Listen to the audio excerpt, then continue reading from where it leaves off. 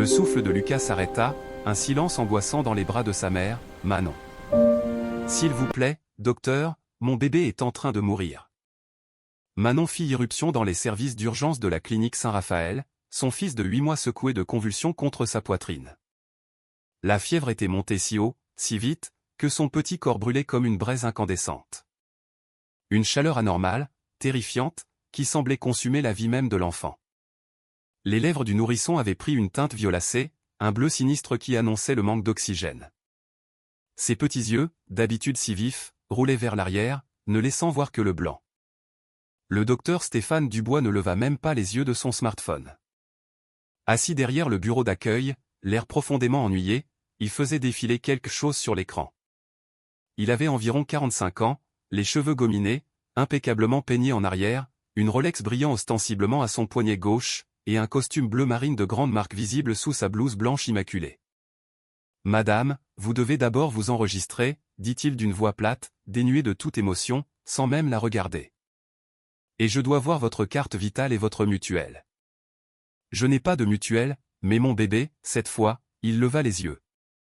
Son regard, froid et analytique, la parcourut de haut en bas, s'attardant sur chaque détail avec un mépris à peine voilé, la robe usée tachée d'humidité, les sandales cassées, rafistolées avec de la ficelle, l'écharpe porte-bébé effilochée qui enveloppait l'enfant. Son expression passa de l'ennui au dégoût manifeste. « Alors je ne peux pas vous recevoir. C'est une clinique privée. Si vous n'avez pas les moyens de payer, allez à l'hôpital central. » « Mais l'hôpital central de Tours est à 40 minutes d'ici. »« Mon fils n'a pas 40 minutes. » Les larmes coulaient en abondance sur les joues de Manon, tandis que Lucas tremblait violemment dans ses bras. « S'il vous plaît, docteur, examinez-le, je vous en supplie. Après, je travaillerai pour vous payer, peu importe le montant. » Le docteur Dubois se leva, rangeant son téléphone dans sa poche. « Madame, ce n'est pas mon problème si vous n'avez pas d'argent. Je ne travaille pas gratuitement. » Il croisa les bras, son regard dur comme de la pierre.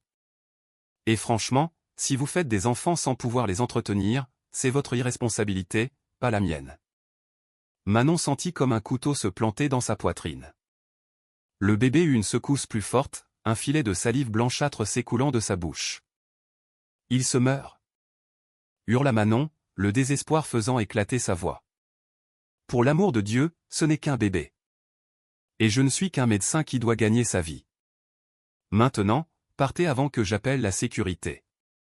Vous dérangez les autres patients. » Mais il n'y avait aucun autre patient dans cette salle d'attente aseptisée et silencieuse. Il n'était que 3, le docteur, Manon, et un bébé mourant. Manon regarda autour d'elle, désespérée. Une jeune infirmière observait la scène depuis le couloir, les yeux humides, mais elle ne bougeait pas, paralysée par la hiérarchie ou la peur. Personne ne bougeait. Le docteur Dubois avait déjà repris son téléphone, comme si Manon et son fils étaient devenus invisibles. Le cœur brisé, les jambes tremblantes, Manon sortit en courant de la clinique. Le bébé ne pleurait plus. C'était pire. Le silence était pire que les cris. La nuit de Tours était sombre et froide. Manon courut sur le boulevard Béranger, son fils dans les bras, cherchant désespérément un taxi. Les voitures passaient, leurs phares balayant son visage ravagé par la douleur, mais aucune ne s'arrêtait. Une femme pieds nus courant avec un paquet dans les bras au milieu de la nuit n'était pas le genre de cliente que les chauffeurs de taxi de Tours voulaient prendre. « Mon Dieu !» sanglotait-elle en courant. « Mon Dieu, ne me le prenez pas. C'est tout ce que j'ai. Ne me le prenez pas. » Ses pieds saignaient, les pierres et les débris sur le trottoir lui coupaient la peau, mais elle ne s'arrêtait pas. L'hôpital public était à des kilomètres. Les feux de signalisation semblaient se moquer d'elle avec leur lumière rouge interminable. La ville entière paraissait conspirer contre elle. Manon pensa à sa mère, morte 3 ans plus tôt sans qu'elle ait pu lui dire adieu. Elle pensa à sa sœur, partie aux États-Unis et qui n'avait jamais rappelé. Elle pensa au père de Lucas, qui l'avait abandonné dès qu'il avait su qu'elle était enceinte. Elle pensa à toutes les fois où la vie lui avait claqué la porte au nez. Mais elle continuait de courir. Parce qu'elle avait encore son bébé. Elle le tenait encore dans ses bras, et tant qu'elle le tiendrait, elle continuerait de courir. Manon pensait que personne n'écoutait son histoire quand elle pleurait seule la nuit, que sa douleur se perdrait comme tant d'autres dans les rues de Tours. Mais il y a toujours quelqu'un qui prête attention. Manon était née il y a 26 ans dans un petit logement préfabriqué dans un quartier populaire de Tours. Sa mère, Lupita, lavait le linge des autres pour subvenir à leurs besoins, à elle et à sa sœur. Manon n'avait jamais connu son père, elle savait seulement que c'était un homme qui avait promis de revenir et qui ne l'avait jamais fait. Dès son enfance, Manon apprit que le monde était dur avec les pauvres. Elle apprit qu'il fallait travailler 3 fois plus pour obtenir la moitié. Elle apprit que les belles personnes dans les grandes demeures bourgeoises regardaient à travers vous comme si vous étiez en verre. À 18 ans, Manon trouva du travail comme femme de ménage dans un quartier huppé de Tours. Les demeures y étaient si grandes qu'on pouvait s'y perdre. Des sols en marbre italien qui brillaient comme des miroirs. Des lustres en cristal qui coûtaient plus que tout ce que Manon gagnerait dans sa vie. Des jardins avec des fontaines et des statues importées d'Europe. Madame Valérie, propriétaire de l'une de ces demeures, était particulièrement cruelle. « Ne touchez pas ça avec vos mains sales », lui disait-elle chaque fois que Manon nettoyait un objet. « Savez-vous combien ça coûte ? » Bien sûr que non. Les gens comme vous ne comprennent pas la valeur des belles choses. Mais Manon avait besoin de l'argent, alors elle endurait. Elle nettoyait les sols jusqu'à ce que ses genoux lui fassent mal, lavait les salles de bain jusqu'à ce que ses mains se gercent. Et quand Madame Valérie la payait, il manquait toujours 10 ou 20 euros.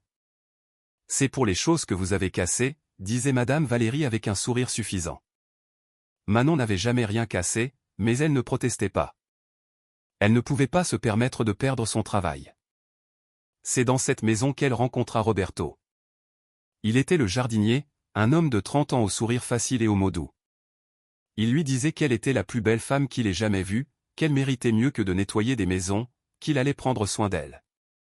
Manon voulut le croire. Après une vie de rejet et de dureté, elle voulut croire que quelqu'un la voyait enfin, l'appréciait, l'aimait. Elle se donna à lui entièrement. Et 3 mois plus tard, quand Manon lui annonça qu'elle était enceinte, Roberto disparut. Il quitta son travail sans préavis, changea de numéro de téléphone. C'était comme s'il n'avait jamais existé. Madame Valérie renvoya Manon le jour même. « Je ne veux pas de femme comme ça qui travaille chez moi », lui dit-elle. Quelle honte. Il faut avoir de la dignité. Manon retourna dans le petit logement préfabriqué où elle avait grandi. Sa mère était déjà morte. Sa sœur était dans un autre pays. Elle était complètement seule, avec un bébé grandissant dans son ventre et pas un centime en poche. Les mois de grossesse furent les plus durs de sa vie. Manon vendait des paquets de mouchoirs au feu rouge sur l'avenue de Gramont, debout sous le soleil brûlant de l'été ou dans le froid humide de l'hiver tourangeau, avec son ventre qui s'arrondissait et ses pieds enflés, proposant ses paquets à des gens qui l'ignoraient ou lui criaient de dégager. Elle gagnait entre 10 et 15 euros par jour, parfois moins. Elle mangeait une fois par jour un plat de lentilles avec du pain sec. Elle buvait une tisane chaude pour tromper la faim. Elle se douchait à l'eau froide car elle n'avait pas les moyens de payer le gaz. Elle dormait sur un vieux matelas trouvé à la déchetterie, plein de ressorts qui lui rentraient dans le dos. Mais chaque nuit, Manon posait ses mains sur son ventre et parlait à son bébé. « Tu auras une vie meilleure que la mienne, mon amour. Je te le promets. Tu n'auras pas faim. Tu ne dormiras pas dans le froid. Tu ne sentiras pas que tu ne vaux rien.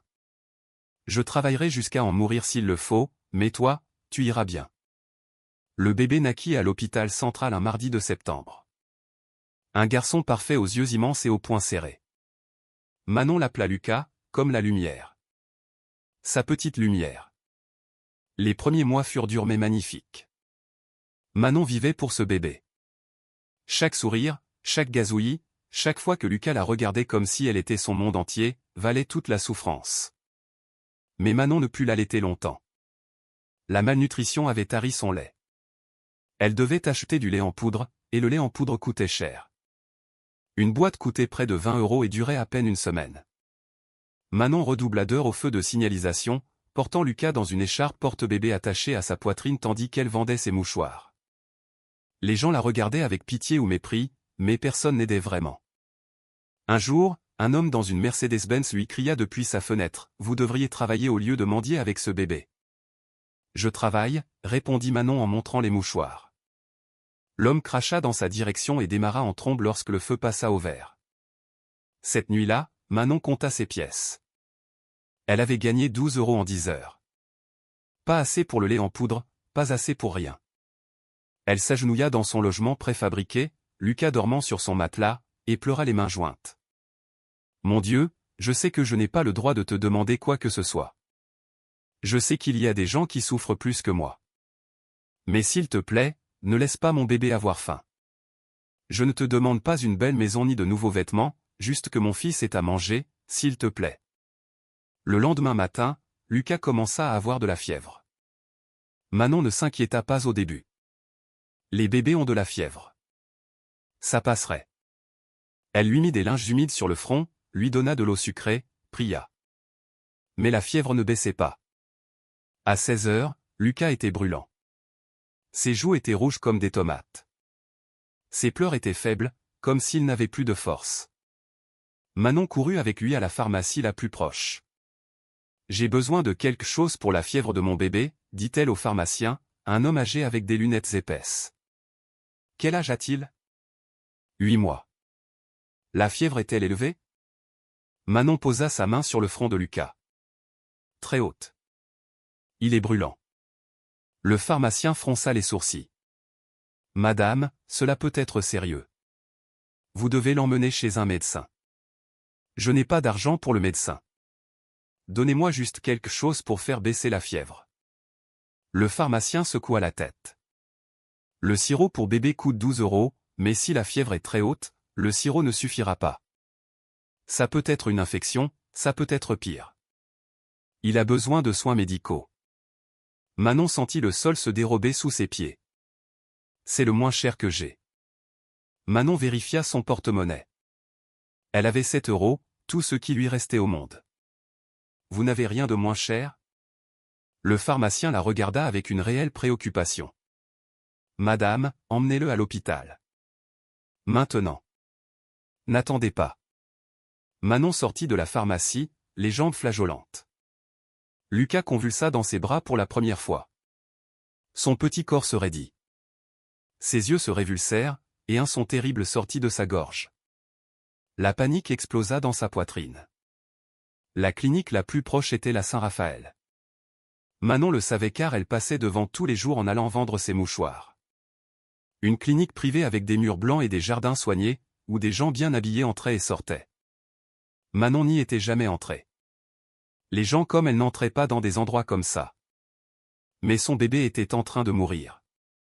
Alors elle courut. Elle courut les 8 pâtés de maison avec Lucas convulsant dans ses bras. Elle courut même si elle sentait ses poumons sur le point d'exploser. Elle courut même si les gens dans la rue la regardaient comme si elle était folle. Et quand elle arriva à la clinique Saint-Raphaël, elle fit irruption par ses portes vitrées avec son fils brûlant de fièvre, suppliant le docteur Dubois de l'aider, juste pour qu'il lui dise non. Juste pour qu'il la regarde comme si elle était un déchet. Juste pour qu'il lui dise que la vie de son fils ne valait rien si elle n'avait pas d'argent pour payer. Maintenant, Manon courait à nouveau, mais cette fois vers l'hôpital central.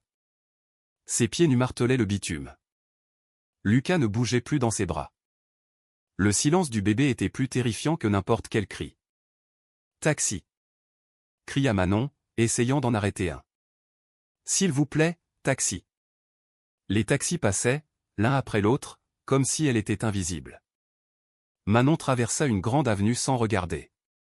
Un bus de ville freina brusquement. Le chauffeur lui hurla des obscénités, mais elle ne s'arrêta pas. Elle continua de courir. Ses jambes la lâchaient. Le monde devenait flou à cause des larmes. Chaque fois qu'elle baissait les yeux, Lucas semblait plus pâle. Ses lèvres étaient bleues. « Non, non, non », murmurait Manon. « Ne me le prends pas. S'il te plaît, Dieu, ne me le prends pas. » Elle avait déjà couru 15 pâtés de maison quand elle sentit qu'elle n'en pouvait plus. Elle s'arrêta à un coin de rue, essayant de reprendre son souffle, serrant Lucas contre sa poitrine. Elle pouvait sentir les battements faibles de son cœur. Il était encore en vie. Il y avait encore du temps. Mais combien de temps ? Manon regarda autour d'elle, désespérée. Elle était dans une zone qu'elle ne reconnaissait pas, des entrepôts fermés, des rues vides, pas une âme qui vive. C'est alors qu'elle vit quelqu'un. Un homme se tenait sous un lampadaire de l'autre côté de la rue. Il avait environ 35 ans, vêtu simplement, d'un jean et d'une chemise à manches longues.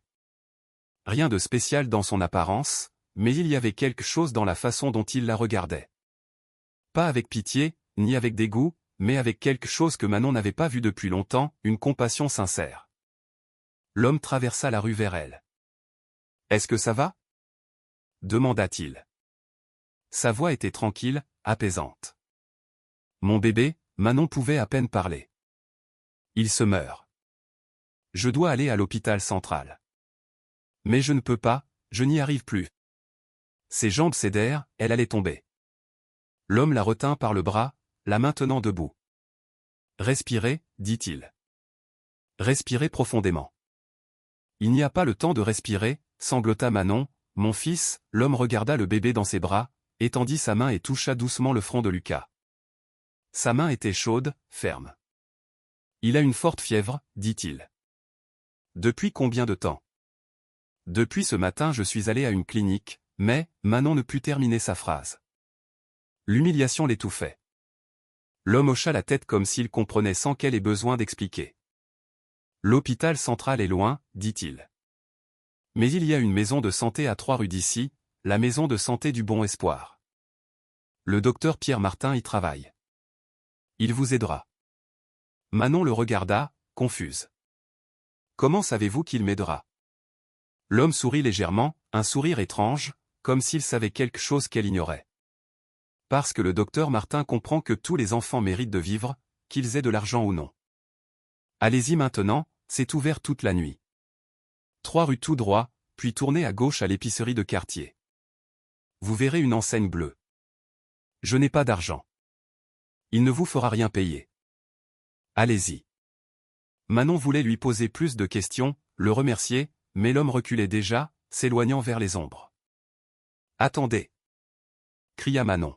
« Comment vous appelez-vous » L'homme ne répondit pas, leva simplement la main dans un geste d'adieu et disparut dans l'obscurité d'une ruelle.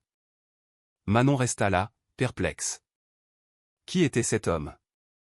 Comment connaissait-il cette maison de santé? Pourquoi était-il là juste au moment où elle en avait le plus besoin? Elle n'eut pas le temps d'y penser. Lucas eut une petite secousse dans ses bras, lui rappelant l'urgence. Manon courut. 3 rues tout droit, elle tourna à l'épicerie de quartier et là, entre 2 vieux bâtiments, elle vit l'enseigne bleue. Maison de santé du Bon Espoir. Elle entra en courant. La clinique était petite et humble, les murs peints en blanc mais écaillés, des chaises en plastique dans la salle d'attente, un sol en béton poli. Mais c'était propre, éclairé, et il y avait un médecin. Le docteur Pierre Martin était un homme d'environ 60 ans, cheveux gris, lunettes rondes, avec un visage de grand-père bienveillant. Il s'occupait d'une dame âgée quand Manon entra. Au moment où il vit le bébé dans les bras de Manon, il laissa tout tomber. « Entrez, entrez », dit-il en la guidant rapidement vers la salle d'examen. Que s'est-il passé? Il a une forte fièvre depuis ce matin. Il a commencé à convulser il y a 1 heure. Je n'ai pas d'argent, mais s'il vous plaît, taisez-vous avec l'argent, dit le docteur Martin fermement, mais sans colère. Ici, on soigne d'abord, on voit le reste après. Il posa Lucas sur la table d'examen et commença à l'examiner rapidement. Thermomètre dans l'oreille, stéthoscope sur la poitrine, examen de la gorge, vérification des réflexes. Il a 42 fièvre, murmura-t-il. Grosse infection de la gorge. Un peu plus et ça se compliquait en méningite. Vous êtes arrivé juste à temps. Manon sentit ses jambes devenir de la gélatine. Le docteur la retint avant qu'elle ne tombe. Mais il va s'en sortir, dit le docteur Martin en la regardant dans les yeux. Votre fils va s'en sortir. Je lui mets une perfusion tout de suite. Je vais lui injecter des antibiotiques. La fièvre va baisser. Il va s'en sortir. Manon ne put retenir ses larmes. Elle sanglota si fort que tout son corps tremblait. Le docteur Martin travailla pendant l'heure qui suivit. Il posa la perfusion, injecta les médicaments, fit baisser la fièvre avec des compresses froides. Et peu à peu, Lucas commença à réagir. Ses lèvres retrouvèrent leur couleur. Sa respiration se normalisa. Il cessa de convulser. Quand Lucas ouvrit les yeux et regarda Manon, elle sentit son cœur recommencer à battre pour la première fois depuis des heures. « Merci » murmura-t-elle en embrassant le front de son bébé. « Merci, mon Dieu. » Le docteur Martin sourit. Il aura besoin d'antibiotiques pendant 7 jours et il doit mieux manger. Il est dénutri. Manon baissa les yeux, honteuse. J'essaie, docteur, mais parfois, je sais, dit le docteur Martin avec douceur. Je ne vous juge pas. Je vous dis seulement ce dont votre fils a besoin. Il se dirigea vers un petit réfrigérateur dans le coin et en sortit un sac. Tenez. Du lait en poudre. J'ai plusieurs boîtes données par des associations. Et voici les antibiotiques. Tout est gratuit. Promettez-moi juste que vous lui donnerez tous les jours. Je vous le promets. Manon pouvait à peine parler. Merci, docteur. Merci. Comment avez-vous connu cette clinique? Demanda le docteur Martin en préparant les affaires pour que Manon puisse les emporter. Manon hésita. Un homme me l'a dit, dans la rue. Il m'a dit que vous m'aideriez. Le docteur Martin haussa les sourcils. Un homme? Quel homme? Je ne sais pas, il ne m'a pas dit son nom. Mais il vous connaissait, il connaissait cette clinique, il savait qu'elle était ouverte. Le docteur Martin resta pensif un moment, puis secoua la tête. Cette ville a des anges cachés, dit-il finalement. Des gens bien qui apparaissent juste quand on en a le plus besoin. Manon hocha la tête, mais dans son esprit, elle revoyait l'homme sous le lampadaire. La façon dont il l'avait regardé, dont il avait touché le front de Lucas, dont il avait su exactement quoi lui dire. Qui était-il? Manon quitta la maison de santé du Bon Espoir avec Lucas dormant paisiblement dans ses bras, enveloppé dans une couverture propre que le docteur Martin lui avait donnée. La fièvre avait baissé, sa respiration était normale. Il allait s'en sortir. Il était presque minuit quand Manon arriva à son petit logement préfabriqué.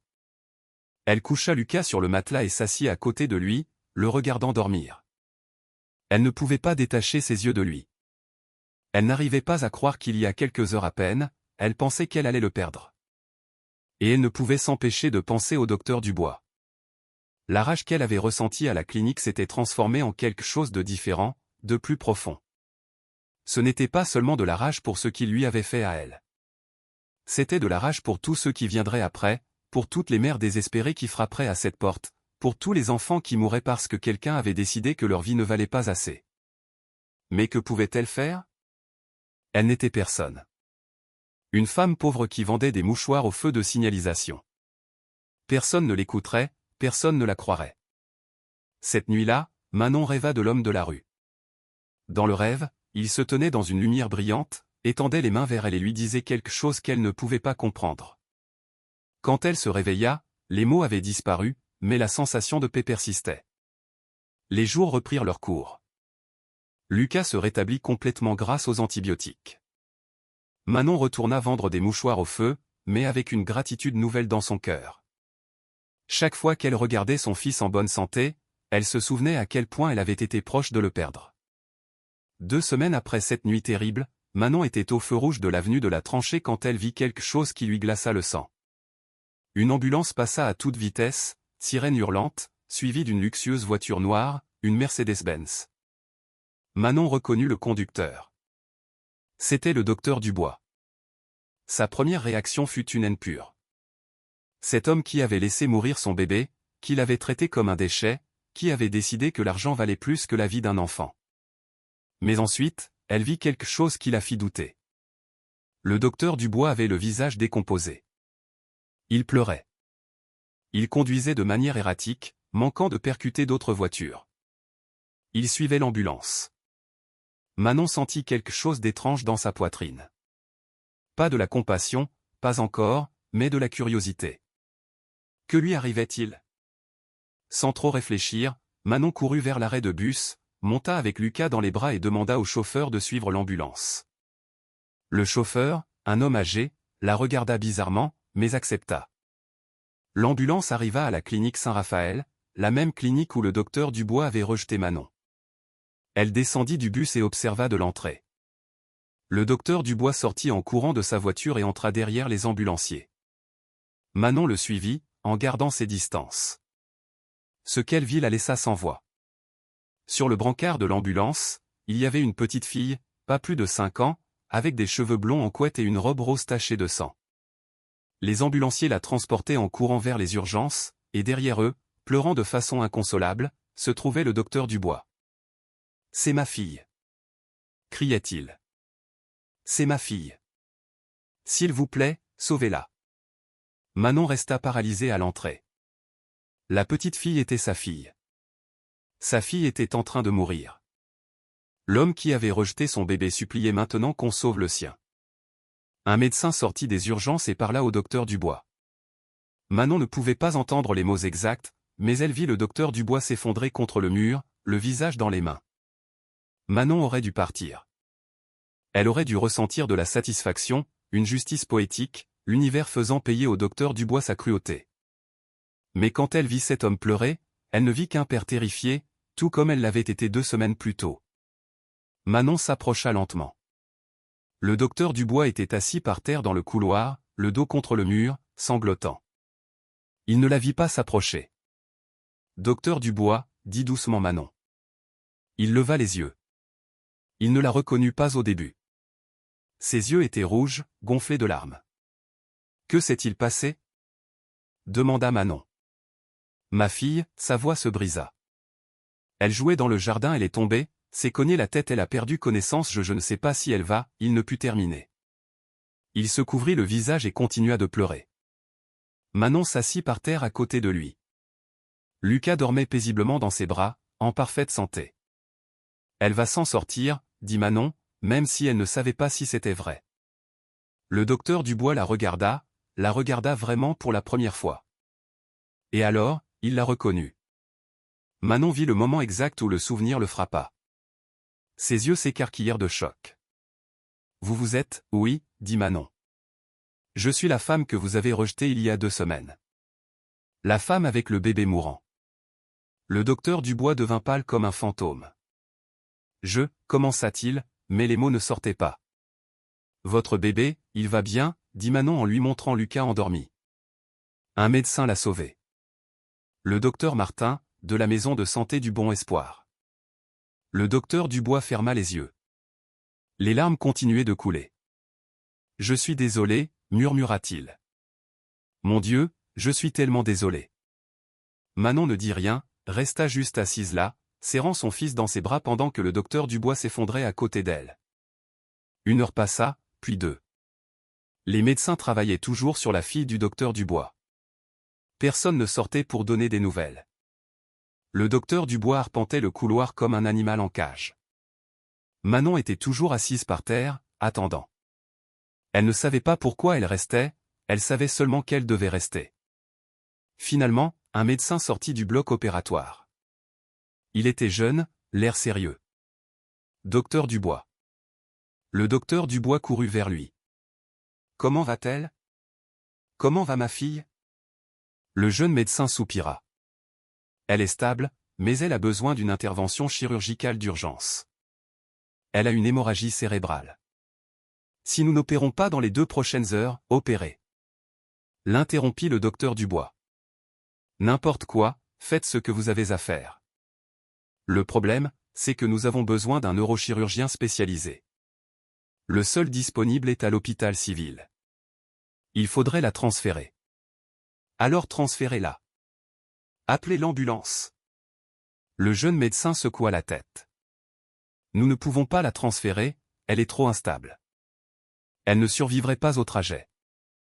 Alors que faisons-nous? La voix du docteur Dubois était pure panique.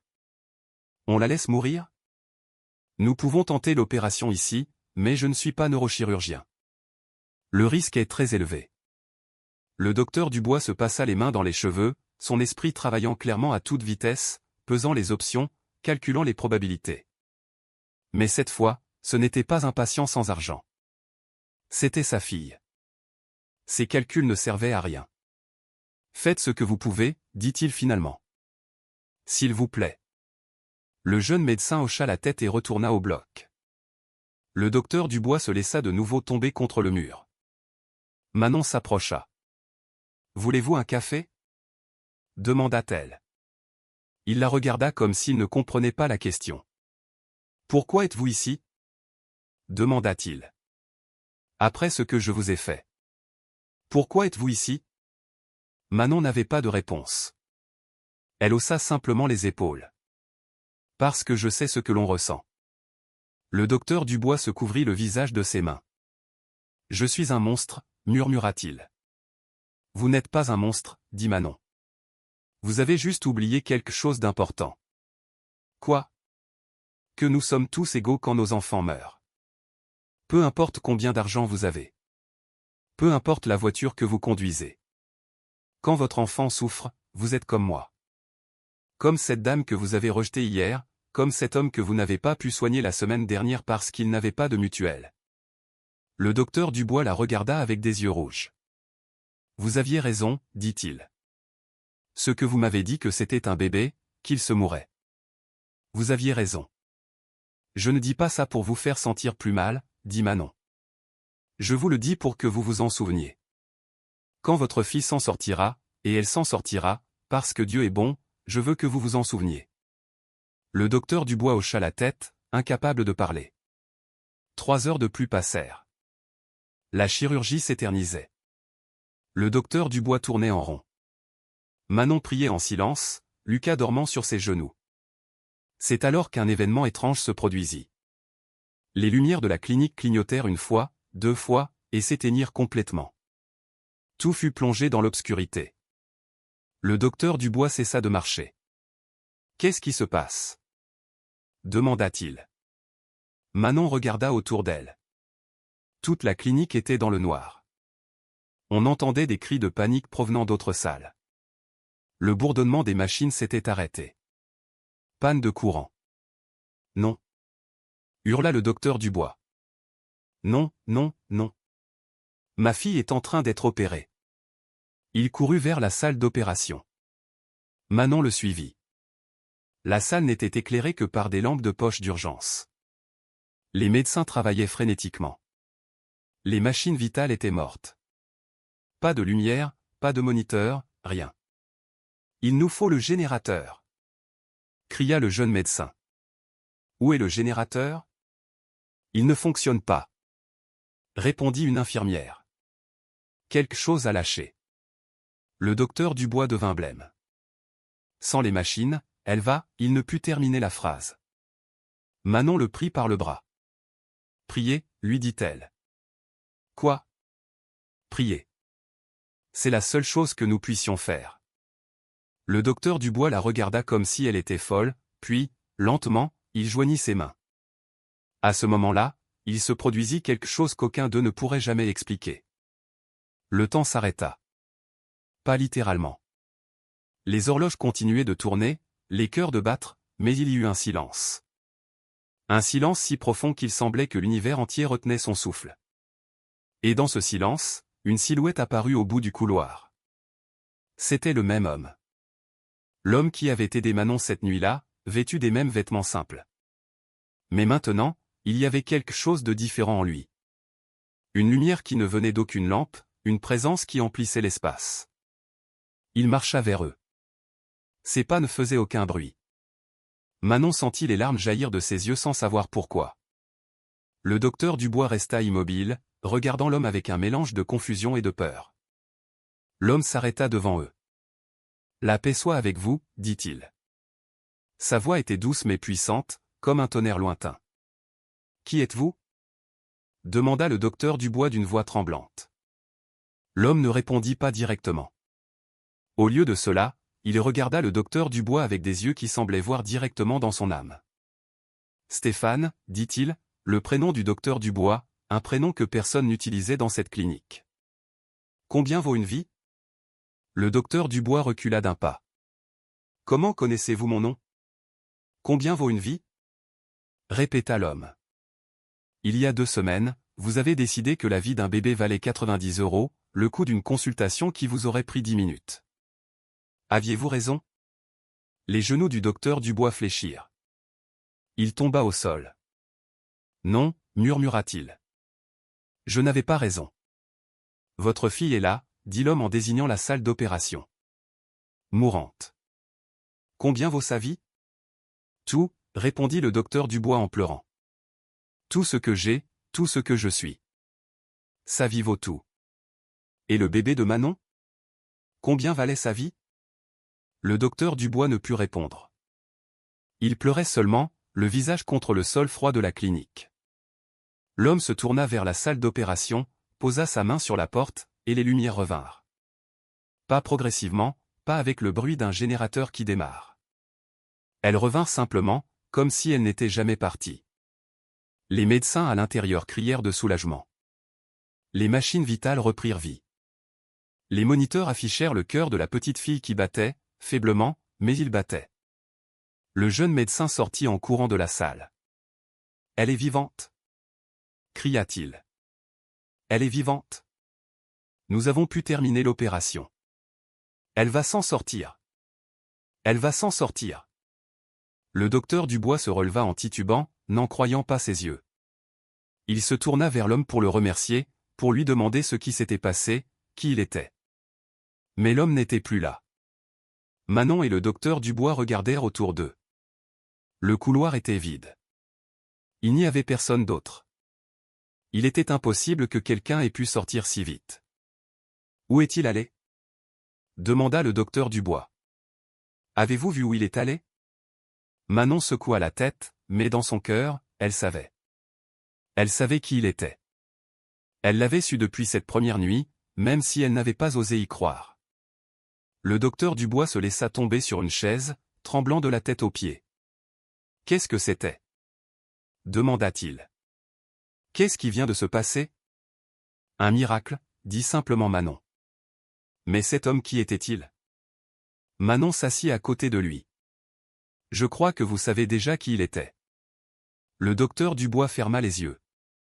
Les larmes coulaient toujours. Ce n'est pas possible, murmura-t-il. Ces choses n'arrivent pas. Pas dans la vraie vie. C'est arrivé il y a 2 semaines quand cet homme m'a dit où trouver de l'aide pour mon bébé, dit Manon. C'est arrivé il y a 1 heure quand j'ai senti dans mon cœur que je devais rester ici avec vous. Et c'est arrivé maintenant, quand toutes les lumières se sont éteintes et sont revenues au moment exact où il le fallait. La fille du docteur Dubois se rétablit complètement. Il fallut 3 semaines, mais elle put finalement rentrer chez elle, courant et riant comme si rien ne s'était passé. Mais le docteur Dubois ne fut plus jamais le même homme. Le jour où sa fille sortit de la clinique, il démissionna. « Que vas-tu faire » lui demanda sa femme, une femme élégante nommée Valérie. Oui, la même Valérie qui avait renvoyé Manon des années auparavant. « Je vais ouvrir une clinique, répondit-il. Une clinique gratuite. Gratuite? Stéphane, es-tu fou? De quoi allons-nous vivre? Nous avons assez, dit-il en regardant sa fille jouer dans le jardin. Nous avons plus qu'assez. Valérie essaya de l'en dissuader. Elle lui dit que c'était de la folie, qu'il allait les ruiner, que les pauvres allaient en profiter. Mais la décision du docteur Dubois était prise. Il vendit sa Mercedes-Benz, sa Rolex, la moitié des objets de valeur de sa maison, et avec cet argent, il acheta un petit local dans un quartier populaire de Tours. Le même quartier où Manon avait grandi. Il l'appela la clinique Saint-Raphaël, non pas en l'honneur de la clinique où il avait travaillé, mais en l'honneur de l'archange guérisseur. Le jour de l'inauguration, seules 10 personnes vinrent. La plupart le regardaient avec méfiance. Un médecin riche ouvrant une clinique gratuite, où était l'arnaque? Mais il n'y avait pas d'arnaque. Le docteur Dubois soignait tout le monde, riche, pauvre, avec ou sans argent, peu lui importait. Pour lui, il n'y avait plus de différence. Manon fut l'une des premières patientes. Elle amena Lucas pour un contrôle de routine. « Je n'arrive pas à croire que vous fassiez ça, » lui dit Manon pendant que le docteur Dubois examinait Lucas. « J'aurais dû le faire il y a des années, » répondit-il. « Mais j'étais aveugle. Je pensais que l'argent était la seule chose qui comptait, que les gens qui n'en avaient pas valaient en quelque sorte moins. » Le docteur Dubois sourit en regardant Lucas. « Maintenant, je sais que chaque vie est aussi précieuse, parce que toutes les vies viennent du même endroit et retournent toutes au même endroit. L'argent n'est que du papier, mais la vie est sacrée. Qu'est-ce qui vous a fait changer? Demanda Manon, même si elle connaissait déjà la réponse. Le docteur Dubois resta silencieux un moment.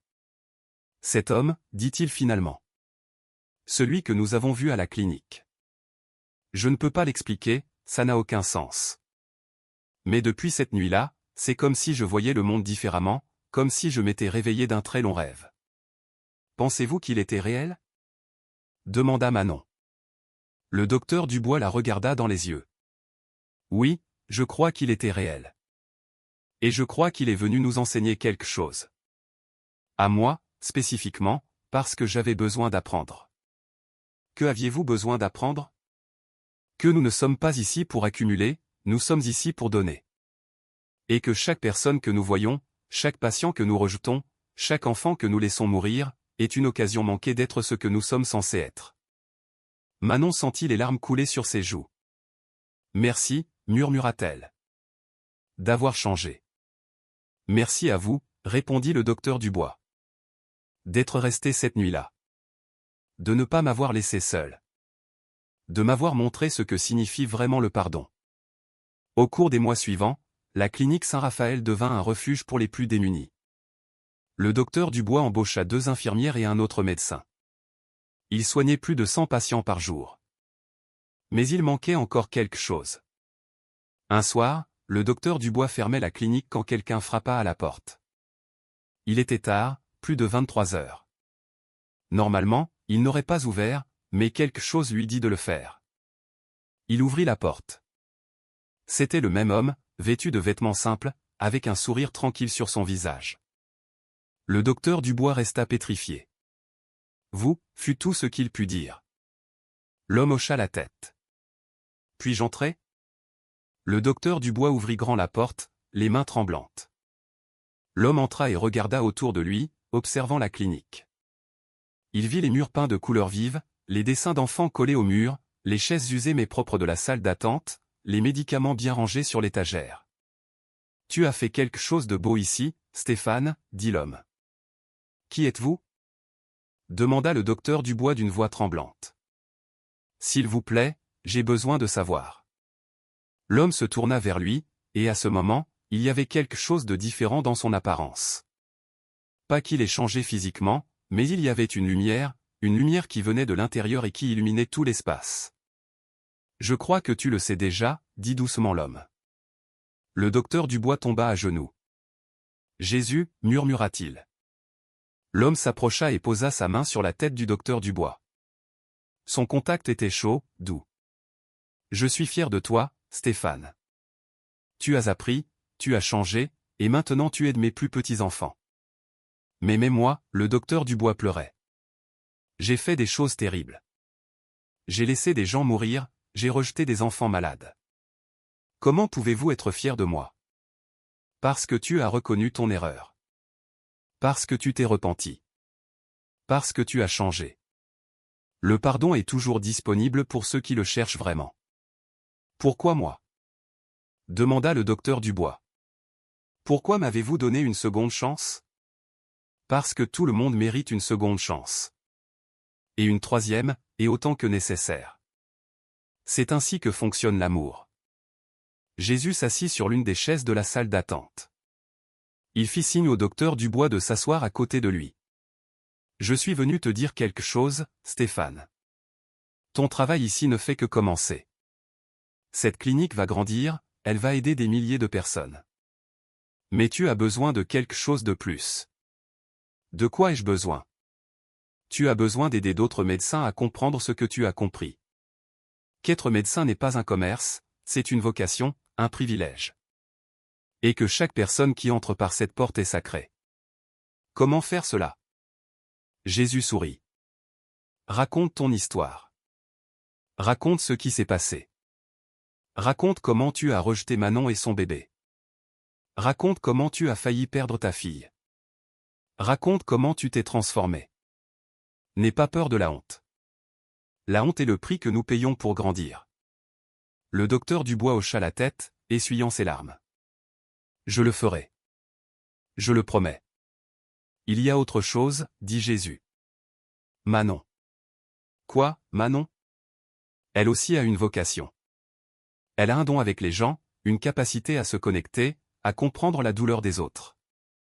J'ai besoin que tu l'embauches, que tu la formes, que tu fasses d'elle une partie de ce ministère. Ministère? Oui, Stéphane. C'est ce que c'est. Un ministère, une mission. Ce n'est pas seulement de la médecine, c'est de l'amour en action.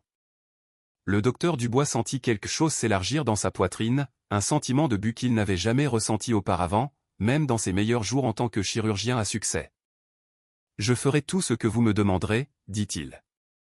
Je le promets. » Jésus se leva. Il posa ses 2 mains sur les épaules du docteur Dubois. « Tu n'es jamais seul, Stéphane. Même quand le doute viendra, même quand l'argent manquera, même quand les gens te critiqueront. Tu n'es jamais seul. Je suis toujours là, marchant à tes côtés. Vous reverrai-je ? Demanda le docteur Dubois. Jésus sourit. Tu me vois chaque jour. Dans chaque patient que tu soignes, dans chaque enfant que tu guéris, dans chaque mère qui pleure de gratitude. Je suis là, en eux tous. Et puis, comme la première fois, Jésus partit simplement. Il ne disparut pas dans un nuage de fumée ni ne s'évanouit dans la lumière. Il n'était tout simplement plus là. Le docteur Dubois resta seul dans la clinique, le cœur rempli de quelque chose qu'il ne pouvait décrire. Paix, but, amour. Le lendemain, le docteur Dubois proposa un travail à Manon. « Je ne connais rien à la médecine, protesta-t-elle. »« Tu n'as pas besoin de connaître la médecine, répondit-il. J'ai besoin que tu fasses ce que tu as fait cette nuit-là à la clinique, rester, écouter, faire preuve de compassion, rappeler aux gens qu'ils ne sont pas seuls. » Manon accepta. Elle travailla à la clinique pendant les 5 années suivantes, non pas comme infirmière, mais comme quelque chose de plus. Comme conseillère, comme amie, comme la personne qui s'asseyait avec les mères effrayées et leur disait « Votre bébé va s'en sortir. Dieu est ici. » Et c'était vrai. De petits miracles se produisaient tout le temps à la clinique Saint-Raphaël. Des enfants avec des fièvres très élevées qui allaient mieux du jour au lendemain. Des personnes âgées avec des douleurs chroniques qui se sentaient soudainement soulagées. Des diagnostics qui s'avéraient moins graves que prévu. Ce n'étaient pas des miracles spectaculaires, pas des résurrections ni des guérisons instantanées de cancer. C'étaient des miracles subtils, de petites miséricordes, mais ils étaient réels, et les gens le savaient. La clinique devint célèbre dans toute la région de Tours, non pas parce que le docteur Dubois était le meilleur chirurgien, mais parce qu'il était le médecin qui traitait tout le monde avec dignité, qui ne rejetait jamais personne, qui avait appris que chaque vie avait la même valeur. Un jour, 5 ans après l'ouverture de la clinique, une journaliste arriva. Elle voulait écrire un article sur le docteur Dubois et son travail. « Qu'est-ce qui vous a motivé à quitter votre cabinet privé prospère pour ouvrir cette clinique ?» demanda la journaliste. Le docteur Dubois regarda Manon, qui était de l'autre côté de la pièce en train de jouer avec Lucas, maintenant un garçon de 6 ans, sain et heureux. « J'ai rejeté une mère avec son bébé mourant, dit le docteur Dubois, parce qu'elle n'avait pas d'argent pour payer. Je lui ai dit que son fils n'était pas mon problème. » La journaliste cessa d'écrire, choquée. « Quoi ? Quelques jours plus tard, j'ai failli perdre ma propre fille. Et dans le moment le plus sombre, quand j'ai pensé que j'allais la perdre, quelqu'un m'a appris quelque chose. Il m'a appris que l'amour n'a pas de prix, que la vie n'a pas de prix, et qu'être médecin ne consiste pas à savoir combien vous gagnez, mais combien de vies vous touchez. Qui vous a appris cela ? » Le docteur Dubois sourit. « Quelqu'un de très spécial. Quelqu'un que je n'oublierai jamais. » L'article parut 2 semaines plus tard dans le principal journal de Tours. L'histoire du médecin qui avait rejeté un bébé pauvre et avait ensuite complètement changé de vie. Les réactions furent mitigées. Certains le critiquèrent pour avoir admis publiquement sa cruauté passée, d'autres le traitèrent d'hypocrite. Mais beaucoup plus furent inspirés. D'autres médecins commencèrent à le contacter. Ils voulaient savoir comment il avait ouvert la clinique, ils voulaient reproduire le modèle, ils voulaient apprendre. Au cours des 3 années suivantes, 5 autres cliniques ouvrirent dans différentes régions de France, toutes basées sur le même principe, des soins médicaux sans distinction de capacité de paiement. Toutes nommées en l'honneur de Saint Audange. Toutes dirigées par des médecins qui avaient été transformés par l'histoire du docteur Dubois. Et Manon était là à chaque inauguration, racontant sa propre histoire. Racontant comment elle avait failli perdre son fils, comment un étranger l'avait aidé, comment elle avait pardonné à l'homme qui l'avait rejeté. Son témoignage touchait les cœurs. Plus que n'importe quel discours médical ou présentation de statistiques, c'était l'histoire de Manon qui faisait pleurer les gens, qui leur rappelait pourquoi ils avaient décidé de devenir médecins en premier lieu. Lucas grandit, fort et en bonne santé. À 10 ans, il dit à sa mère qu'il voulait être médecin quand il serait grand. Pourquoi, mon amour? Demanda Manon. Parce que je veux aider les enfants comme moi, les enfants qui sont malades et dont les mamans n'ont pas d'argent. Je veux être comme le docteur Dubois. Manon le serra dans ses bras, les larmes aux yeux. Tu seras un médecin merveilleux. Un après-midi de décembre, 10 ans après cette nuit terrible à la clinique Saint-Raphaël, Manon fermait la clinique quand quelqu'un frappa à la porte. Il était tard, il faisait nuit, mais quelque chose dans son cœur lui dit d'ouvrir. Elle ouvrit la porte. C'était lui. Jésus se tenait là, vêtu des mêmes vêtements simples, avec le même sourire tranquille. Manon couvrit sa bouche de ses mains. « C'est vous, murmura-t-elle. »« Bonjour, Manon, dit Jésus. » Manon ne put retenir ses larmes. Elle tomba à genoux, là, sur le seuil. « Merci, sanglota-t-elle. Merci d'avoir sauvé mon bébé. Merci d'avoir mis le docteur Martin sur mon chemin. Merci d'avoir changé le cœur du docteur Dubois. Merci pour tout. » Jésus s'agenouilla à côté d'elle et la serra dans ses bras. Et dans cette étreinte, Manon sentit tout l'amour de l'univers. Elle sentit qu'elle n'avait jamais été seule, que même dans ses pires moments, même quand elle courait pieds nus dans les rues avec son bébé mourant, il avait été là. « J'ai toujours été avec toi, Manon, dit doucement Jésus. Quand tu vendais des mouchoirs sous le soleil, quand tu pleurais seule dans ton logement, quand tu croyais que personne ne te voyait. Je te voyais.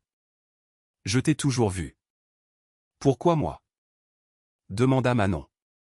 Je ne suis personne, juste une femme pauvre, tu es ma fille, l'interrompit Jésus. Et tu as démontré quelque chose que beaucoup, avec toute leur religion et leur richesse, ne comprennent jamais. Tu as démontré que le véritable amour ne se brise pas, même face à la cruauté. Tu es resté avec le docteur Dubois quand il en avait le plus besoin. Pas par vengeance, ni par devoir, mais parce que tu as compris que la souffrance nous rend égaux. Manon essuya ses larmes. Que va-t-il se passer maintenant? Jésus sourit. Maintenant, tu vas continuer à faire ce que tu as fait. Tu vas continuer à être une lumière. Tu vas continuer à rappeler aux gens qu'ils ne sont pas seuls. Et tu vas voir ton fils grandir et devenir un homme qui changera de nombreuses vies. Lucas va être médecin. Il sera plus qu'un médecin. Il sera un guérisseur. Comme toi, comme le docteur Dubois, comme tous ceux qui ont appris que l'amour est le médicament le plus puissant. Manon hocha la tête, le cœur si plein qu'elle sentait qu'il allait exploser. Vous reverrai-je? Demanda-t-elle, la même question que le docteur Dubois avait posée des années auparavant. Jésus lui caressa le visage avec tendresse. Tu me vois chaque jour, Manon. Chaque fois que tu serres ton fils dans tes bras, chaque fois que tu consoles une mère effrayée, chaque fois que tu te souviens que tu as été aimé même dans ton moment le plus sombre. Je suis là. Il se leva et se dirigea vers la porte. Il s'arrêta et se retourna une dernière fois. Encore une chose, Manon. Oui. Le docteur Dubois a besoin que tu lui pardonnes une fois de plus. Manon fronça les sourcils, confuse. Je lui ai déjà pardonné il y a des années. Je sais. Mais il ne s'est toujours pas pardonné à lui-même. Il porte la culpabilité de cette nuit depuis des années. Il a besoin de t'entendre dire qu'il n'y a plus de dette, qu'il n'y a plus rien à payer, qu'il est libre. Je le lui dirai, promit Manon. Jésus sourit. Et puis, comme toujours, il partit simplement. Manon resta debout à l'entrée de la clinique, regardant la rue vide. Une douce brise agitait les feuilles des arbres. Le ciel nocturne était rempli d'étoiles. Et Manon sut, de chaque fibre de son être, qu'elle ne serait plus jamais seule. Le lendemain, Manon trouva le docteur Dubois dans son bureau, examinant des dossiers. Il avait l'air fatigué. Il avait plus de cheveux gris maintenant, plus de rides autour des yeux, mais il y avait une bonté sur son visage qui n'était pas là avant. « Docteur Dubois, dit Manon. Pouvons-nous parler? Bien sûr, Manon, asseyez-vous. Manon s'assit en face de lui. Je veux que vous sachiez quelque chose, dit-elle. Cette nuit-là, quand vous avez rejeté mon bébé, j'étais furieuse, blessée. J'avais l'impression que vous m'aviez arraché le cœur. Le docteur Dubois baissa les yeux. Je sais, et je suis tellement désolé. Laissez-moi finir, l'interrompit doucement Manon. J'étais furieuse, mais j'étais aussi effrayée et désespérée, et je ne pouvais pas réfléchir clairement. Quand je vous ai vu pleurer à la clinique pour votre fille, j'ai vu quelque chose. J'ai vu que vous n'étiez pas un monstre. Vous étiez un homme qui avait oublié ce qui était important. Et quand vous êtes resté avec moi cette nuit-là, quand vous avez prié à mes côtés, j'ai su que vous alliez changer. J'ai essayé de compenser. Vous n'avez pas besoin de compenser quoi que ce soit, dit Manon. Vous l'avez déjà fait. Vous le faites chaque jour. Mais, docteur Dubois Stéphane, j'ai besoin que vous m'écoutiez. Il n'y a plus de dette. Il n'y a plus rien à payer. Vous êtes libre. Le docteur Dubois leva les yeux. Il y avait des larmes dans ses yeux. Comment pouvez-vous dire ça après ce que j'ai fait? Parce que nous faisons tous des erreurs, dit Manon. Nous échouons tous. Mais Dieu nous donne de secondes chances, et vous avez saisi cette chance et l'avez transformée en quelque chose de magnifique. Regardez cette clinique, regardez toutes les vies que vous avez touchées, regardez comment vous avez changé. Mais chaque fois que je vois un enfant malade, je pense à votre bébé. Je pense à la façon dont j'ai failli le laisser mourir. Et cela fait de vous un meilleur médecin, dit Manon, parce que vous n'oublierez jamais. Mais Stéphane, vous devez vous pardonner. Vous devez laisser partir la culpabilité. Parce que si vous continuez à la porter, vous ne pourrez pas continuer à avancer. Le docteur Dubois se couvrit le visage de ses mains et pleura. Il pleura comme il n'avait pas pleuré depuis des années. Il pleura toute la culpabilité, toute la douleur, toute la honte qu'il avait portée pendant une décennie. Et Manon se leva et le serra dans ses bras. Comme elle avait serré tant de mères effrayées, comme elle avait serré son propre fils, avec un amour inconditionnel. Merci, murmura le docteur Dubois. Merci de ne pas avoir baissé les bras avec moi. Je ne baisserai jamais les bras avec vous, répondit Manon. Parce que je sais qui vous êtes vraiment. Et je sais qui vous a aidé à vous trouver. Les années passèrent. Lucas eut 18 ans et entra à la faculté de médecine. Le docteur Dubois lui offrit une bourse complète. Manon pleurait chaque fois qu'elle voyait son fils avec sa blouse blanche, étudiant dans les énormes livres d'anatomie et de physiologie. La clinique Saint-Raphaël continuait de grandir. Ils avaient maintenant 3 étages, 20 médecins, 50 infirmières. Ils soignaient plus de 500 patients par jour. Et tout était gratuit, entièrement financé par des dons de personnes qui avaient entendu l'histoire et voulaient aider. Un jour, une femme riche arriva à la clinique. Elle conduisait une Mercedes-Benz dernier modèle et portait des vêtements de marque. Valérie Dubois, la femme du docteur.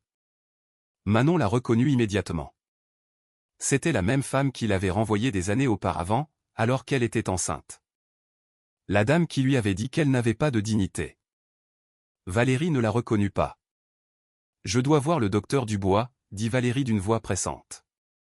Il est en consultation, répondit calmement Manon. C'est une urgence. C'est important. Je suis sa femme. Manon la guida jusqu'au bureau du docteur Dubois et frappa à la porte. Entrez, dit le docteur Dubois. Valérie entra. Le docteur Dubois leva les yeux de ses papiers, surpris. Valérie? Que fais-tu ici? J'ai besoin de te parler, dit Valérie. Sa voix tremblait. C'est à propos de notre fille. Le docteur Dubois pâlit. Qu'y a-t-il? Elle va bien? Elle va bien. Mais, Valérie s'assit, des larmes coulant sur ses joues. Stéphane, elle vient ici. Notre fille vient à cette clinique comme bénévole. Elle vient depuis des mois sans nous le dire. Le docteur Dubois sourit. Je sais. Tu le sais? Et tu ne m'as rien dit? Elle m'a demandé de ne pas le faire. Elle savait que tu n'approuverais pas. Bien sûr que je n'approuve pas. Explosa Valérie. C'est une clinique pour les pauvres, pour les gens sans ressources. Notre fille devrait être avec des gens de son niveau, non? Pas avec des gens comme moi, interrompit une voix depuis la porte. Valérie se retourna. Manon se tenait là, les bras croisés. Pardon? Dit Valérie. J'ai dit, pas avec des gens comme moi, répéta Manon. Des gens pauvres, sans ressources, sans dignité. Comme vous me l'avez dit il y a des années. Valérie resta bouche bée. Maintenant, elle la reconnaissait. Vous êtes la jeune femme qui travaillait chez moi. Oui. La jeune femme que vous avez renvoyée parce qu'elle était enceinte. La jeune femme que votre mari a rejetée quand son bébé se mourait. Valérie regarda son mari, horrifiée. C'est elle. C'est d'elle que tu parlais dans l'article. Le docteur Dubois hocha la tête. Oui. C'est elle. Et son fils, qui a failli mourir par ma faute, est maintenant à la faculté de médecine. Il va être médecin. Il va sauver des vies, malgré tout ce que toi et moi avons fait à sa mère.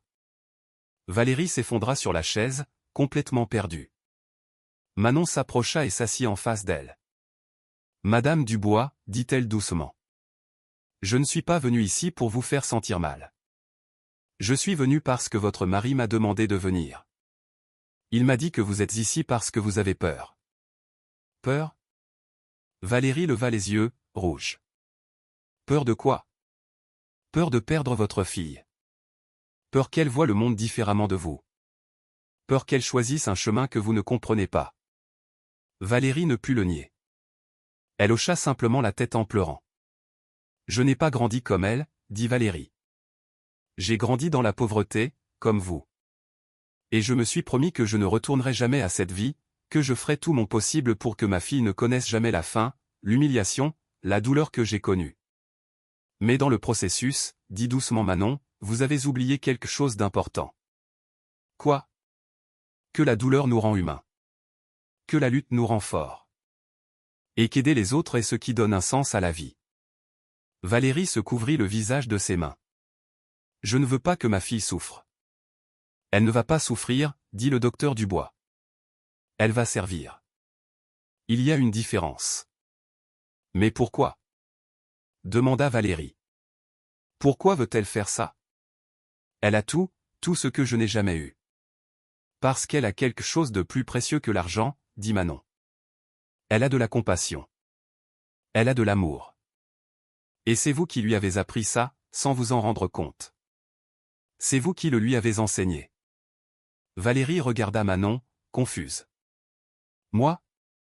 Mais j'ai été cruelle avec vous. Je vous ai renvoyé quand vous aviez le plus besoin de moi. Mais après, votre monde a changé, n'est-ce pas? Dit Manon.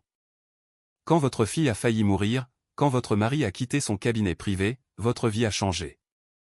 Et votre fille a vu ce changement. Elle a vu comment son père s'est transformé. Elle a vu que les choses matérielles ne sont pas les plus importantes. Valérie essuya ses larmes. J'ai tellement peur, admit-elle. Peur que le monde la blesse. Peur que les gens profitent de sa gentillesse. Le monde la blessera probablement, dit honnêtement Manon. Les gens profiteront probablement d'elle. Mais elle ira bien. Parce qu'elle a une famille qui l'aime, elle a un but, et elle a la foi. Valérie regarda son mari. Tu approuves ça? Le docteur Dubois hocha la tête.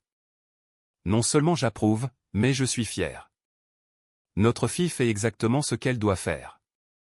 Valérie soupira profondément. Puis elle regarda Manon. Je suis désolée, dit-elle. Pour la façon dont je vous ai traité, pour les choses que j'ai dites, pour vous avoir renvoyé quand vous étiez enceinte. J'étais une personne différente à l'époque. Nous étions tous des personnes différentes à l'époque, dit Manon. Mais Dieu nous donne des occasions de changer, de grandir, d'être meilleurs. Valérie tendit la main à Manon. Manon la prit. Puis-je aider? Demanda Valérie. Ici, à la clinique. Je ne sais pas faire grand-chose, mais je peux, on a toujours besoin d'aide, l'interrompit le docteur Dubois avec un sourire. Toujours. Et ainsi, Valérie Dubois, qui avait été si dure et cruelle, commença à travailler comme bénévole à la clinique Saint-Raphaël. Au début, c'était gênant. Elle ne savait pas comment parler aux patients pauvres, elle ne savait pas comment se comporter. Mais Manon la guida, lui enseigna, lui montra qu'il n'y avait pas de différence entre les riches et les pauvres quand il s'agissait de la douleur, que tout le monde saignait de la même façon, pleurait de la même façon, avait besoin d'amour de la même façon. Et Valérie apprit. 20 ans après le jour où Manon courut pieds nus avec son bébé mourant dans les bras, Lucas fut diplômé de la faculté de médecine. Il était major de sa promotion. Le jour de sa remise de diplôme, Manon était assise au premier rang, pleurant de fierté. À côté d'elle se trouvait le docteur Dubois, maintenant un homme âgé aux cheveux entièrement blancs. Et de l'autre côté, il y avait Valérie, tenant la main de Manon. Lucas monta sur l'estrade pour prononcer le discours de fin d'études. C'était un jeune homme séduisant, avec les yeux brillants de sa mère et un sourire qui illuminait toute la salle. Quand j'avais 8 mois, commença Lucas, j'ai failli mourir. Ma mère m'a emmené dans une clinique et un médecin m'a rejeté parce qu'elle n'avait pas d'argent pour payer. Un murmure parcourut l'auditorium. Ce médecin pensait que ma vie ne valait rien s'il n'y avait pas d'argent en jeu. Et il avait tort. Mais aussi, d'une manière étrange, il avait raison. Car ma vie n'a pas eu de valeur grâce à l'argent que ma mère avait. Ma vie a eu de la valeur parce que quelqu'un a décidé qu'elle valait la peine d'être sauvée. Parce qu'un médecin dans une humble maison de santé m'a soigné gratuitement. Parce qu'un étranger a indiqué à ma mère où trouver de l'aide. Parce que Dieu ne m'a pas laissé mourir. Lucas fit une pause, les larmes aux yeux. Le médecin qui m'a rejeté s'appelle Stéphane Dubois. Il est ici aujourd'hui. Et je veux que vous sachiez que cet homme est devenu mon mentor, mon maître, mon second père. Parce qu'après cette nuit-là, il a changé. Il a ouvert une clinique gratuite, il a consacré sa vie à s'assurer qu'aucun autre enfant ne serait rejeté comme je l'ai été. Le docteur Dubois pleurait en silence. Valérie lui serrait la main. Aujourd'hui, je suis diplômé en médecine, continua Lucas. Et je fais une promesse. Une promesse non seulement à moi-même, mais à tous les enfants qui ont un jour été rejetés. À toutes les mères qui ont un jour couru pieds nus en cherchant de l'aide. À toutes les familles qui ont un jour pensé qu'elles n'étaient pas assez bien. Je promets que je ne rejetterai jamais un patient pour son manque d'argent. Je promets que je traiterai chaque personne comme si elle était sacrée. Parce qu'elles le sont. Nous le sommes tous. Le public se leva dans un tonnerre d'applaudissements. Lucas descendit de l'estrade et courut vers sa mère. Il la serra fort dans ses bras, la soulevant du sol. « On a réussi, maman, murmura-t-il. On a réussi. C'est toi qui as réussi, mon amour, répondit Manon en l'embrassant sur le front. C'est toi qui as réussi. Ce soir-là, il y eut une fête à la clinique Saint-Raphaël. Toute la communauté vint. Patients actuels et anciens, médecins et infirmières, bénévoles, donateurs. Tous célébrant non seulement le diplôme de Lucas, mais 20 ans de service, 20 ans de vie sauvée, 20 ans d'amour en action. Quand la fête fut terminée et que tout le monde fut parti, Manon resta seule dans la clinique. Elle parcourut les couloirs vides, se souvenant. Se souvenant de cette première nuit où elle était arrivée ici, désespérée. Se souvenant des milliers de familles qui étaient passées par ses portes. Se souvenant de tous les miracles, petits et grands, dont elle avait été témoin.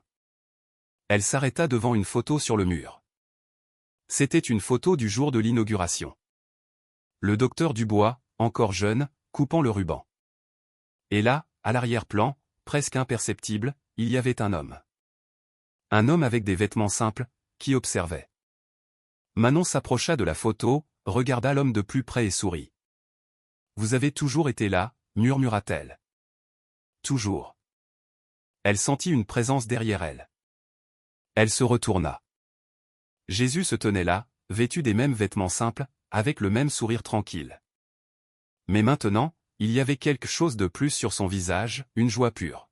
« Je suis très fier de toi, Manon, dit-il. » Manon sentit les larmes couler sur ses joues, mais cette fois, ce n'étaient pas des larmes de douleur. C'étaient des larmes de gratitude. « Merci, dit-elle. Pour tout. Pour avoir sauvé mon fils, pour avoir changé le docteur Dubois, pour m'avoir donné un but. » Jésus s'approcha et posa sa main sur sa joue. « Tu as toujours eu un but, Manon. Dès l'instant où tu es né. Tu avais juste besoin de le trouver. » « Pourquoi nous ?» demanda Manon. « Pourquoi nous avez-vous choisi ?»« Parce que vous étiez disposé, » répondit Jésus. « Vous étiez disposé à souffrir, à pardonner, à changer. Et vous étiez disposé à aimer même quand le monde vous avait appris à haïr. Cela faisait partie de votre plan depuis le début ?» demanda Manon. « Toute la souffrance, toute la douleur ?» Jésus secoua la tête. « La souffrance n'était pas mon plan. La souffrance fait partie du monde brisé dans lequel vous vivez. Mais mon plan était d'être avec vous au milieu de la souffrance. Mon plan était de transformer cette douleur en quelque chose de beau. En quelque chose qui sauverait des vies, qui changerait des cœurs. Et maintenant? Demanda Manon. Que se passe-t-il maintenant? Jésus sourit. Maintenant, tu continues de vivre, d'aimer, d'être une lumière. Et quand ton temps sera terminé, quand tu ne pourras plus donner, tu viendras à la maison et je t'attendrai. Et nous célébrerons tout ce que tu as fait, toutes les vies que tu as touchées, tout l'amour que tu as semé. Manon essuya ses larmes. Puis-je vous demander quelque chose? N'importe quoi. Prenez soin de mon fils, de Lucas. Il aura besoin de force pour le chemin qu'il a choisi. Il aura besoin de sagesse, il aura tout ce dont il a besoin, l'interrompit Jésus. Parce que tu lui as bien enseigné. Tu lui as appris que l'amour est plus fort que la peur, que le pardon est plus puissant que la vengeance, que servir est plus satisfaisant qu'accumuler. Il ira bien. Manon hocha la tête. Vous reverrez-je avant la fin? Jésus l'embrassa sur le front. Tu me vois chaque jour. Chaque fois que Lucas aide un patient. Chaque fois que le docteur Dubois traite quelqu'un avec dignité. Chaque fois que Valérie serre dans ses bras une mère effrayée. Je suis là, en eux tous. Dans tout l'amour que tu as semé. Il s'éloigna vers la porte, s'arrêta et se retourna une dernière fois. Manon? Oui. Cette nuit-là, quand tu courais pieds nus dans les rues avec ton bébé dans les bras, sais-tu ce que j'ai ressenti? Manon secoua la tête. J'ai senti chaque pas. J'ai senti chaque pierre qui coupait tes pieds. J'ai senti chaque larme qui tombait de tes yeux. J'ai senti ta douleur comme si c'était la mienne. Parce que c'était la mienne. Car quand vous souffrez, je souffre. Et quand vous vous réjouissez, je me réjouis. Parce que le véritable amour n'observe pas de loin. Le véritable amour marche à chaque pas du chemin avec vous. Sur ces mots, Jésus partit pour la dernière fois. Manon resta seule dans la clinique, mais elle ne se sentait pas seule. Elle ne se sentirait plus jamais seule. Car elle savait maintenant, avec une certitude absolue, qu'elle ne l'avait jamais été. Lucas travailla à la clinique Saint-Raphaël pendant encore 30 ans. Il devint l'un des meilleurs pédiatres du pays. Il ouvrit 3 autres cliniques. Il forma des centaines de médecins. Il sauva des milliers de vies. Et chaque fois qu'un enfant pauvre arrivait dans son cabinet, Lucas se souvenait. Il se souvenait d'avoir été cet enfant. Il se souvenait de sa mère courant pieds nus. Il se souvenait de la bonté qui lui avait sauvé la vie. Et jamais, pas une seule fois, il ne rejeta un patient. Manon vécut jusqu'à 80 ans. Elle travailla à la clinique jusqu'au dernier jour où elle put marcher. Elle consola d'innombrables mères, serra dans ses bras d'innombrables enfants. Elle fut la grand-mère de toute la communauté. À sa mort, plus de 2000 personnes assistèrent à ses funérailles. Médecins et patients, riches et pauvres, des gens qu'il avait connus et des gens qui n'avaient qu'entendu son histoire. Lucas prononça l'éloge funèbre. Ma mère m'a appris que la vraie richesse n'est pas dans ce que vous avez, dit-il d'une voix brisée. Elle est dans ce que vous donnez. Et elle a tout donné. Elle a donné son temps, son amour, son pardon. Et en donnant tout, elle a tout reçu. Elle a reçu une vie pleine de sens. Elle a reçu l'amour d'une communauté. Et elle a reçu la promesse que son fils vivrait une vie qui honorerait son sacrifice. Il termina l'éloge en regardant le ciel. Merci, maman. De ne pas avoir abandonné. De continuer à courir cette nuit-là. De m'avoir appris que l'amour, toujours, en vaut la peine. Quand le cercueil fut mis en terre, Lucas sentit une main sur son épaule. Il se retourna, mais il n'y avait personne, sauf une brise. Une douce brise qui sentait les fleurs. Et dans cette brise, Lucas aurait pu jurer qu'il entendit une voix. Une voix qui disait « C'est bien, ma fidèle servante. Bienvenue à la maison. » Et Lucas sut que sa mère était enfin là où elle avait toujours appartenu. Dans les bras de celui qui ne l'avait jamais abandonnée. Dans les bras de celui qui avait marché à chaque pas avec elle. Dans les bras de l'amour même. Le docteur Dubois mourut 2 ans après Manon. Dans ses derniers jours, entouré de sa famille, il souriait constamment. « De quoi ris-tu, papa » demanda sa fille. « De tout, répondit-il. De ma vie, de la façon dont j'ai failli la gâcher, de la façon dont j'ai été sauvé. De toutes les personnes que j'ai rencontrées, de tout l'amour que j'ai reçu. As-tu peur? Le docteur Dubois secoua la tête. Pas du tout. Parce que je sais qui m'attend de l'autre côté. Et sur ces mots, il ferma les yeux et partit en paix. La clinique Saint-Raphaël fonctionne encore aujourd'hui. Lucas en est maintenant le directeur. La fille du docteur Dubois est la directrice adjointe. Ils ont 50 médecins, 200 infirmières et soignent 1000 patients par jour, entièrement gratuitement. Et à l'entrée de la clinique, il y a une plaque. Une plaque qui dit « En mémoire de Manon et du docteur Stéphane Dubois, qui ont appris que chaque vie est sacrée, que l'amour est plus fort que l'argent, et que nous ne sommes jamais, jamais seuls. » Et en dessous, en lettres plus petites, il était ici. Il a toujours été ici. Car c'est la vérité. Dans chaque histoire de douleur transformée en espoir, dans chaque acte de pardon qui défie la logique, à chaque instant où quelqu'un choisit l'amour plutôt que la haine, il est là. Marchant avec nous, pleurant avec nous, célébrant avec nous. Jamais seul. Jamais abandonné. Toujours aimé.